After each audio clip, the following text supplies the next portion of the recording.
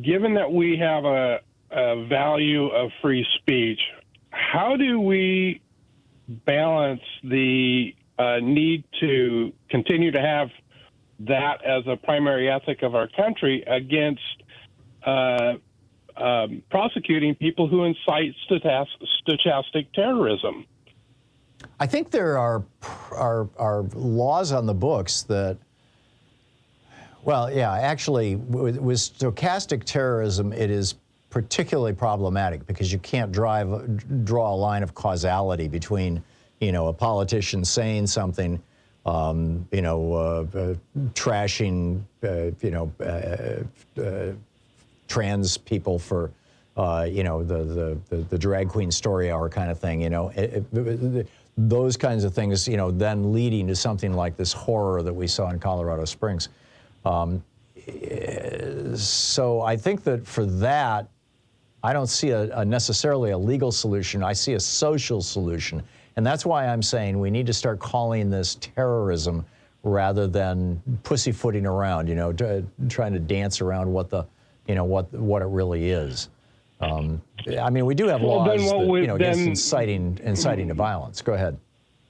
Then by that definition, we have a terroristic organization in Fox News because they're constantly pumping out proper cite terroristic behavior.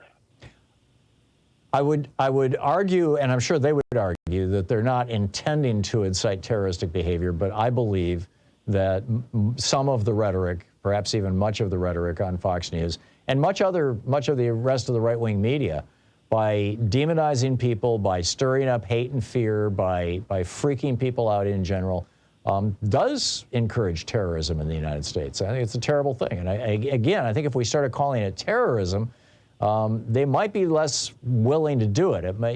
We just need to be clear about what's going on here. We've got people inciting other people to terrorism, and then you've got the incited, the triggered, who are then going out and committing the terrorism. And then, of course, there's the third issue of the easy availability of guns in the United States to execute that terrorism. But frankly, even if we had the number of guns that we had back, 40 years ago, when it was a very small number of, I think we had 20 guns per 100 people. Right now we have 120 guns per 100 people. These terrorists would still find enough guns to be doing the kind of, destruction that they're doing. So, we have two issues here. I guess my point here is that this is a very difficult and thorny problem to resolve, because what you're really talking about, like you said, is a social. The solution has to be a social one, because it's the balancing of two rights. Yeah. The right to speak your mind against the right to be free of fear. Yes. Free of fear and terrorism and violence, yeah. And it's not just in the United States, by the way. Countries all over the world are struggling with this, in Germany in particular, because they have explicit laws against referencing Nazism and using Nazi iconography and stuff like that.